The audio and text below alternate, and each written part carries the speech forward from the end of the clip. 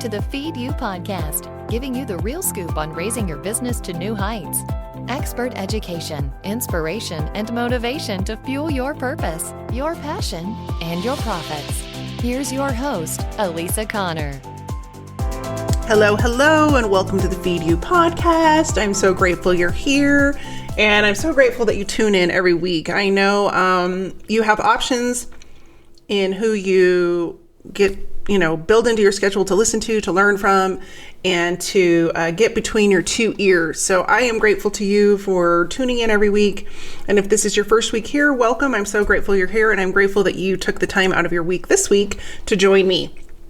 So last week, we talked a lot about how to create killer content in our business. And one of the key components of that is really figuring out who your audience is. And so I wanted to take this week's episode to help you define and find your ideal client. And there's some really big benefits to knowing who your ideal customer is. And two of them are, it saves you a lot of time, and it also saves you a lot of money. Because when you are trying to mass market to everybody out there, two really big problems happen. Number one, you do not stand out at all in a very crowded marketplace. And number two, you are wasting money just throwing money and ideas and suggestions out into the world and hoping you hit something. And it is so frustrating for you and for my clients who are trying to do this, because you're not getting any traction, and people need what you have to offer. So I wanted to create this episode this week specifically so that we could talk a little bit through, what does that ideal client mean? And you may have heard ideal customer avatar, you might have heard ideal client, you may have heard target market, and all of those things are really similar.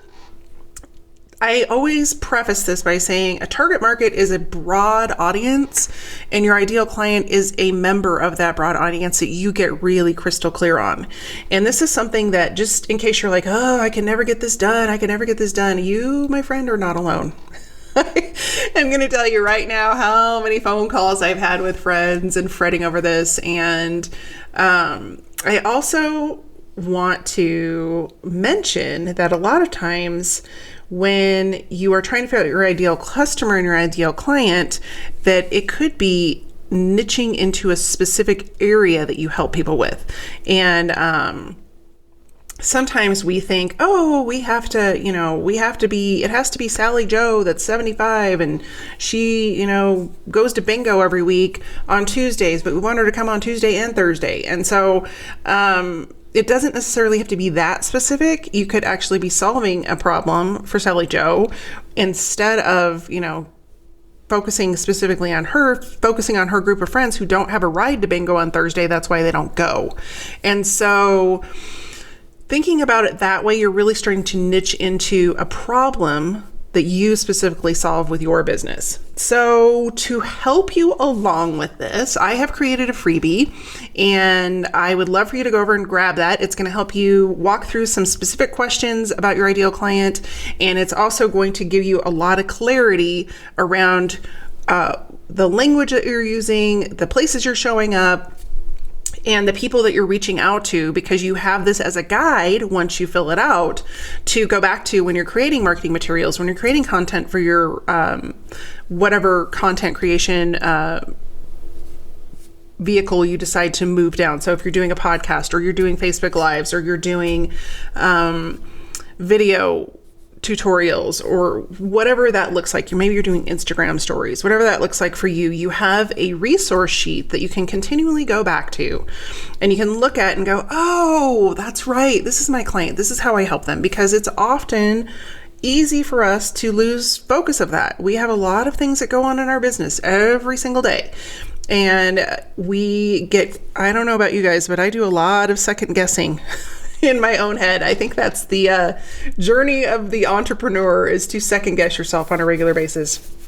So when you have that guide sheet to go back to, and you can have it somewhere clearly displayed on your desk or somewhere that you look at regularly, maybe you have a marker board that you stick it on, but just, write up a little even just a quick description after you go through the process so that you have that person in front of you. And I highly recommend you give that person a name. My ideal client's name is Lola. And everything I go through, I'm like, hey, what would Lola do? What would Lola do? What would Lola think? Would Lola read this?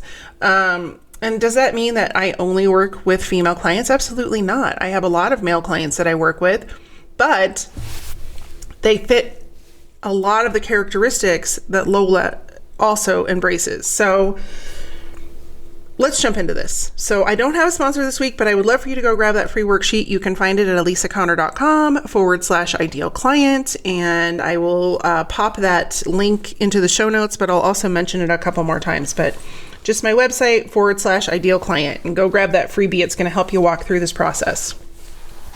So the first chunk of this, I kind of talked about briefly, but sometimes entrepreneurs and small business owners really struggle with coming up with who their ideal client is. And there's a lot of fear that is ingrained in us in a scarcity mindset. Even if you have a really, what am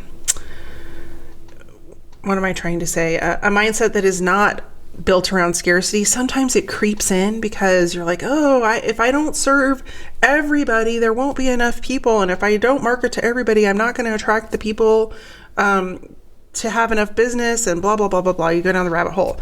And that is a misnomer.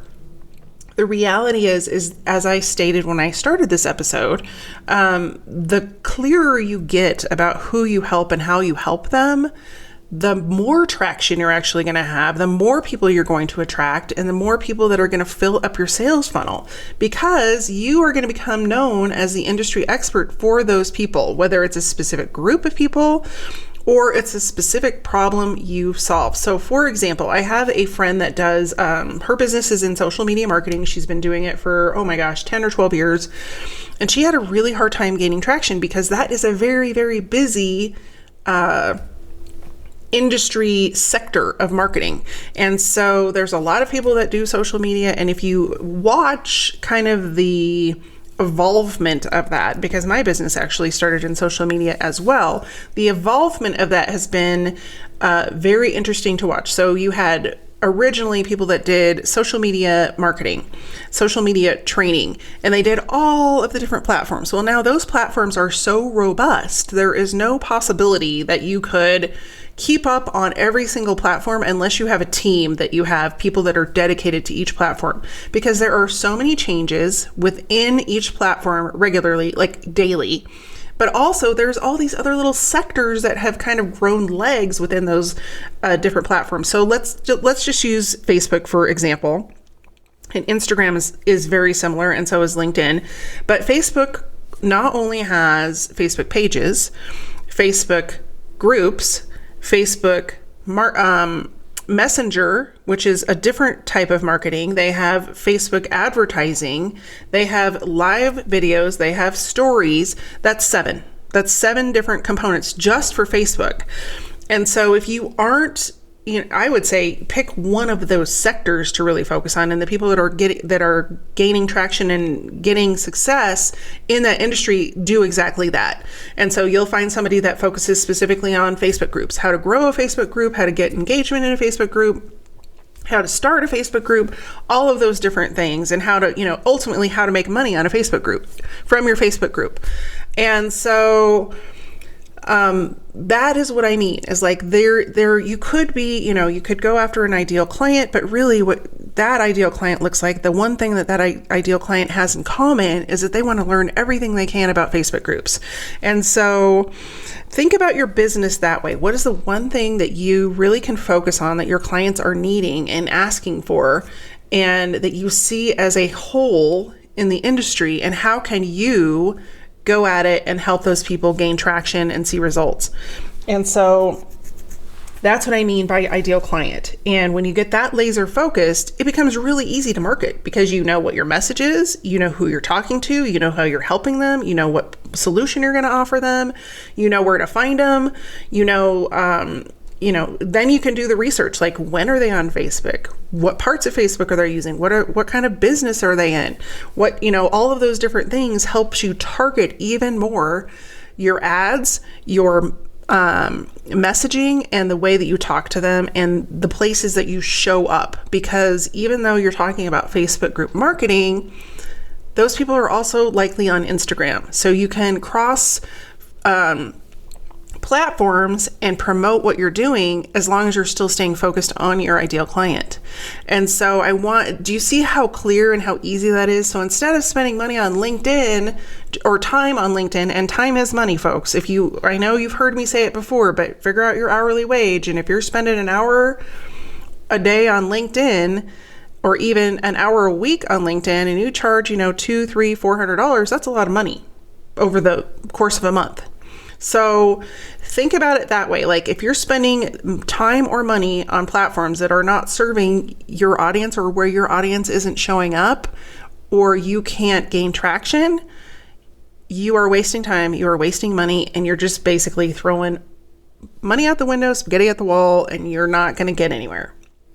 So get really clear about who that is, and just like walk over the path of fear and say, you know what, I'm going to really focus on this group of people and why, this group of people and their big struggles. And so it makes it really easy. And at that point, you can pretty much push the easy button on your marketing, because you always have the go-to. You always know, okay, these are my people. This is what their problem is. This is, a different component of that problem. And you get really, really clear and focused on that. And you know what to say. You can survey them. You can dig really deep on just that one component and that one audience. So let's look at another ideal client that is not problem specific. Let's look at an ideal client that is industry specific. So perhaps you work in the beauty industry, and you are specifically a hairstylist, and your focus is natural color. And so if you are a hairstylist and you have found success with promoting only natural products, specifically natural hair color products, so you are considered environmentally aware, and you have clients that really appreciate that. They have had great results because their scalp isn't burning, they're not getting, breakouts, their color lasts longer, it looks more vibrant, their hair is less damaged, all those different things. But you have other stylists who want to know about that.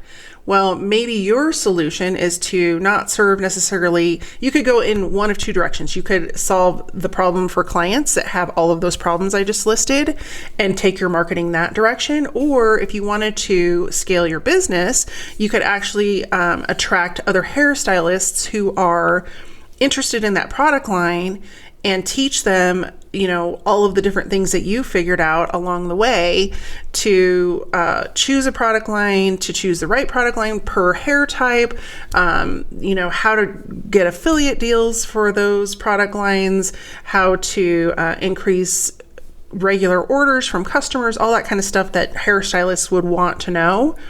And that becomes a different target audience. But you see how specific that is? It's not just a hairstylist.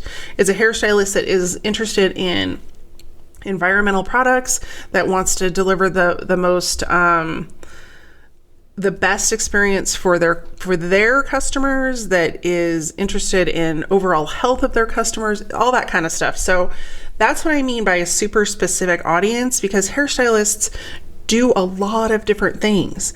They do cuts, and they do perms, and they do color, and they do highlights, and they do extensions, and some do facial stuff, and some do nails, and blah, blah, blah, blah, blah. So you get the idea. But if you get really ultra specific about your clientele or about who you want to serve, perhaps it's other stylists, it makes it really clear for you to create marketing for those people. So I hope those two examples give you a feel of which direction you could go. You could go after a very specific audience, or you can go after a very specific problem. But either way, you're getting ultra specific, and it just clears up the confusion for you and for them really, really quickly, which is going to gain you traction almost immediately. And so When you are really clear on that, you can then more quickly figure out, okay, where are they hanging out? What do they enjoy doing? What are they really struggling with? What are the things that keep them, in a continuous pattern of problems, or frustration or overwhelm or whatever that looks like. So if we go back to our Facebook group expert, we'll use that example again. And, she really digs into the clients that are in there. It could be any variety of businesses, but if she really wanted to get super clear, she could say, I build Facebook groups for people in the construction industry. And so if she got really clear about that group of people, those people may be struggling with a completely different problem. So say, most people in the construction industry probably don't have a lot of time to spend on social media. They don't understand the value of building a Facebook group. And so she's got to start at the beginning. Whereas if you had a Facebook group for digital marketing experts, the content in that group is going to be very, very different. And the problem solved is very, very different. So knowing, what level your people are at, what their struggles are, and when they're showing up, because if you're showing up on Facebook at 10 o'clock on a Tuesday and you're working with people in the construction industry, you're going to be talking to crickets every single day, because those people are out in the field from 7 a.m. to 3 or 4 p.m., if not longer. So the better time to show up and get traction with them would be, after they get off work. So maybe that 3 to 5 time, or even later, like maybe in the evening, 5 to 8 p.m. or 6 to 8 p.m. And so it really clarifies, all of those things that were like, oh, I don't know I don't know what to do, or I don't know what to show up, or I don't know what to say, because you get to know your audience, you get to understand them, and it's not just like randomly throwing things out there. And the other thing that is really helpful that saves you money is that if you decide to run ads, you get really crystal clear about who those people are, so you can target those ads. You can target the places that they visit and the other places they hang out. So for example, if you're looking in the construction trade, you would probably look at different associations or trade shows that construction workers would attend. And you would want to target those different pages or groups or websites or whatever with your different advertising dollars. So you get in front of those same people, or maybe you want to have a booth at that trade show or whatever that looks like. So it's not only going to save you time, but it's going to save you money, and it's going to ultimately decrease your overwhelm and increase your traction. And so the other really important part of that I almost forgot to mention is that when you go to develop your product offering or your service offering, whatever it is you want them to purchase, you're fully aware if that is a fit for what they're looking for. There's so many times I work with entrepreneurs and they're like, I'm going to be a coach of underwater basket weaving. And I'm like, that's so awesome, but nobody wants that. And they're so excited about it, but then they put it out into the world and nothing happens and they don't get any traction, and then they're sad. And I'm like, well, you kind of went at it backwards. Don't create an offer people don't want.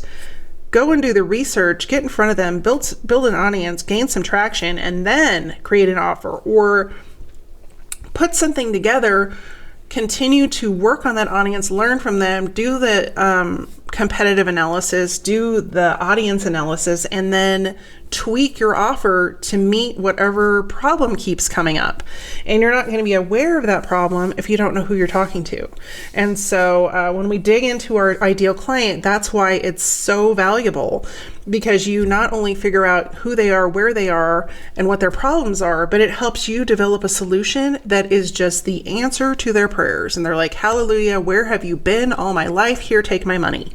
And knowing, even where they are economically, because, you may have a mid-sized company that is at a completely different profit margin level or profit level than a brand new startup company. And so if you're offering that startup company a solution that's $10,000 outside the box, they're going to be like, sorry, I can't afford that. But whereas a medium-sized company is like, yeah, no problem. We spent that last week on advertising. And so knowing who your audience is and knowing how to present to them a solution that's going to meet their needs and meet not only their budgetary constraints, but deliver a solution at the level they're expecting. Because if you're delivering a $10,000 product to a company, the expectation is much different than a $100 investment from a company. And so thinking through that kind of stuff by knowing your ideal client it's going to make it a lot easier for you to make those decisions and build that relationship, and which is also really important. I mean, that's another point that I didn't even throw in here, but the more you know about your audience, the easier it is to build that relationship and create connection with them. So where can you get started figuring out your ideal client? Well, ironically, this is something that I learned the hard way, is typically you are some version of your ideal client. And usually what that means is your ideal client is, maybe 3, 4, 5 steps behind where you started. And you really only have to be one step ahead of who you're trying to serve and stay one step ahead. And so if you just kind of sit down and do a little journaling for yourself and you think about, where do you like to hang out? Where do you shop most often? What do you buy? What have been some of your frustrations in starting your business? What are things that you figured out along the way? What are things that you're like, oh my gosh, I wish I wouldn't have had to learn this the hard way? What are things that you're like, oh, that was totally easy? Or what are things that you take for granted? I have this happen to me all the time. I actually just had it happen with a client today, and it stopped me in my tracks because I was like, oh my gosh, that is just so easy for me, but I didn't even think about it. But I told him we had made some modifications to his Google listing, He moved, and so we made some changes to his Google listing, and I said, okay, in the next 2 weeks, after this is verified, because they send you a postcard if you move to verify your Google listing. If you didn't know that, that's the only way you can verify your listing if you move, is they will send you a postcard with a code. You got to go in and put it in. That's an episode for another day. But I said, within the next 2 weeks, you're going to get an email from them, and they're going to say, hey, we have an ad credit for blah, blah, blah, blah. Why don't you look at running some Google ads? They do it every time. It's part of their sales funnel. And so I said, well, click on the link, and then we're going to hang out for 2 more weeks. And he's like, why? And I was like, because they're going to give you a higher credit when we do that. And so, because they want your business. I mean, it's part of their sales funnel. And I've done it enough times that, I'm able to share that knowledge now with people. So anyway, ultimately, if you can look at your own business and those things that you end up answering all the time and just taking notes of them, those are things that your ideal client is also struggling with. And they're just things that you already know because you figured it out the hard way, or you just figured it out along the way. But that's stuff you can share, and that will connect you with the people you want to work with and serve. So if you can think about, some of those places that you've already been and just start writing them down, it's going to help you locate your ideal client, because ultimately you are some version of your ideal client, whether you have, surpassed where they are or you're one step ahead of them. And so where are some places that you can actually locate your ideal client? Well, there's a ton of places you can do that, but some are going to be found in that little bit of journaling you just did about where you hang out. So if you are constantly hanging out at Target and you're in the clothing aisle because you love their clothing brands, or maybe you go to, I don't shop very often, but maybe you're an Amazon junkie and like you read all the Amazon books, or you listen to Amazon music. I'm an Amazon junkie, so it's easy for me to talk all day about Amazon. But thinking about all the things, like I get my groceries delivered now because it's a time saver. And so I'm, probably a little bit ahead of my ideal client on that, is like figuring out how much wasting time is costing you in your business. And I figured that out the hard way. And I still have friends that I partner with on projects, and they're like, oh my gosh, you're so good at guarding your time. I'm like, I haven't perfected it, but I've gotten a lot better at it because there is no ability to get back time. Time has passed, time goes by, and you can always make more money, but you can never get your time back. You can, however, pay to get your time back with more money, but time is a finite resource. So, when you give it away to people and you do these calls, one of the things is like, let's have a coffee date. When you first start networking, I'm like, oh, there's nothing worse than a coffee date that wastes so much time. And it's just basically usually a sales pitch for the other person, or just, hey, I want to hang out and be social. Well, you don't have time for that. You're a business owner, and you, by managing your time, are taking control of your business and taking control over your destiny. And so, I just went on a tangent there, but that was for your benefit, I guess. Anyway, so moving right along, places you can find your ideal client.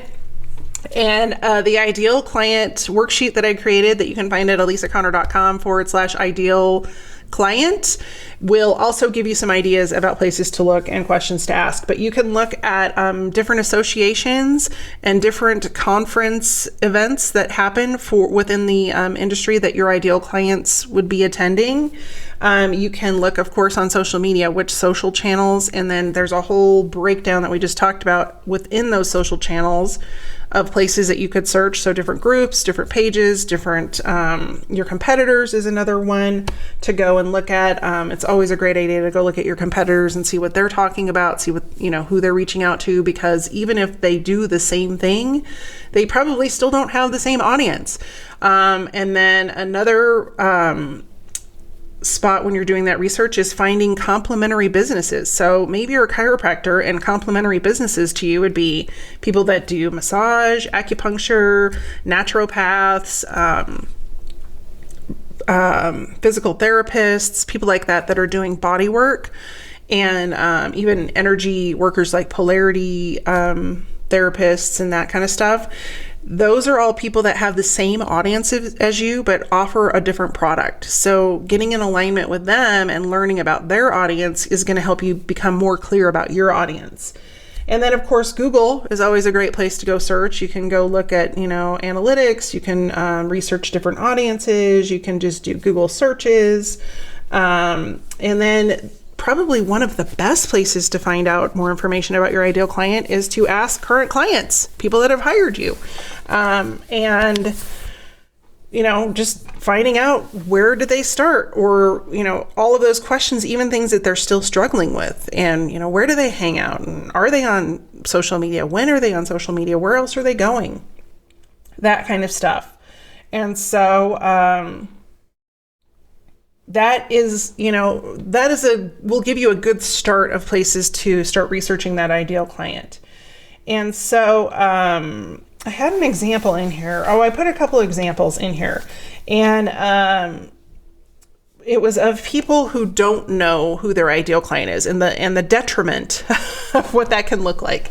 And so I happen to be on Facebook, and I have a lot of people in the food industry that I either follow, or I'm in different groups for that, because that's always an area that's very near and dear to me. And there happened to be a personal chef that posted this week in one of the groups that I'm in.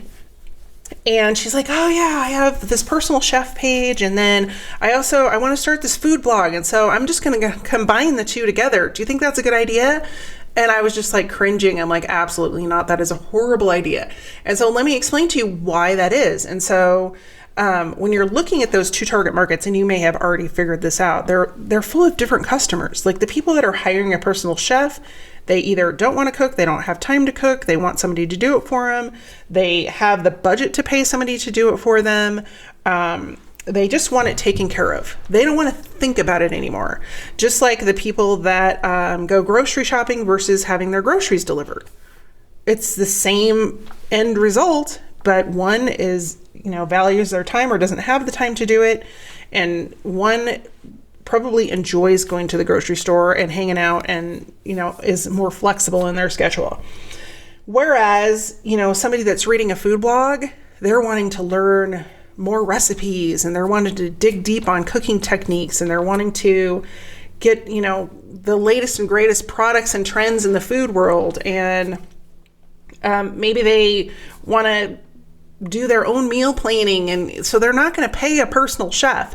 And I see this all the time with people specifically in the food industry. They're like, oh, I better start a food blog because everybody has a food blog.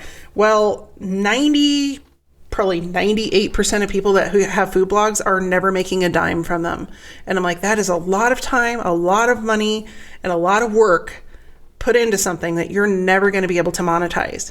And so that was just an example that I came across. It's like, one, she's combining two sets of audiences, and two, she's not going to increase her personal chef business by creating a food blog. She's just not going to do it. And so think through that as you develop your own ideal customer. And then the other one, the other piece of that is that instead of, going after this other audience with the food blog, what she could do instead is get really specific with her personal chef business, in that, maybe she becomes a personal chef specifically for vegans. And that becomes really clear. And there are a lot of people that are vegan and vegetarian, and those are very different.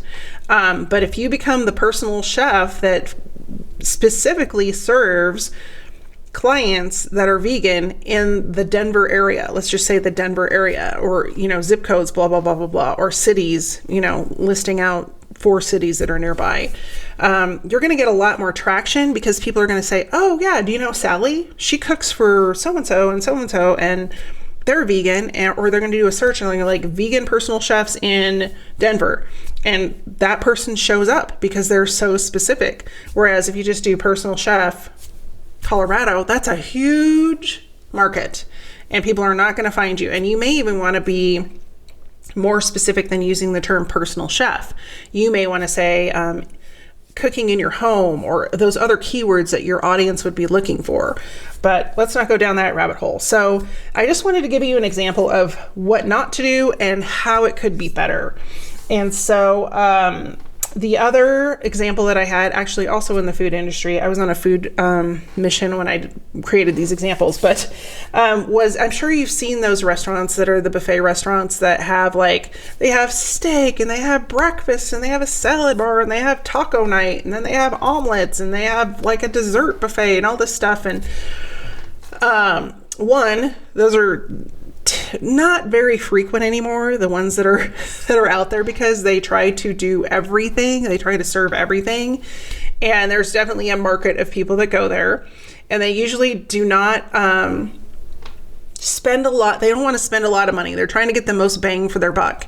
And so there's a reason most of those types of restaurants have gone out of business. It's because they are trying to serve everybody's desires in a one location at one time situation. And also they can't really raise their prices because their audience wants everything cheap.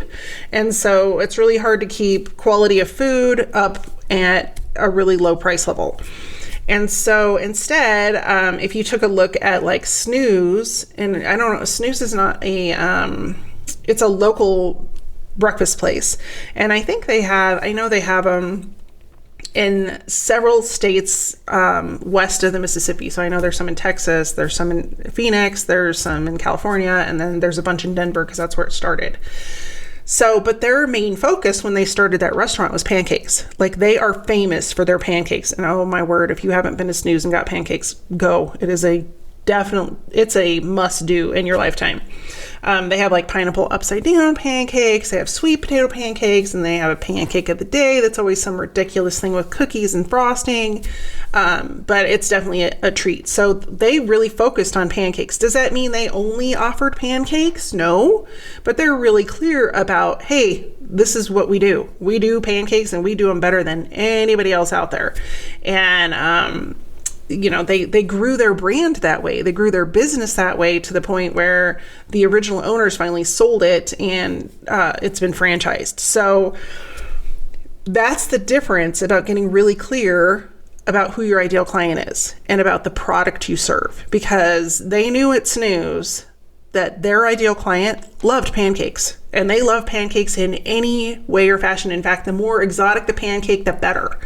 And so when they looked at marketing that, they knew that one, they could deliver the product, but two, they could charge a higher price for pancakes because they were giving their ideal client something they couldn't get anywhere else.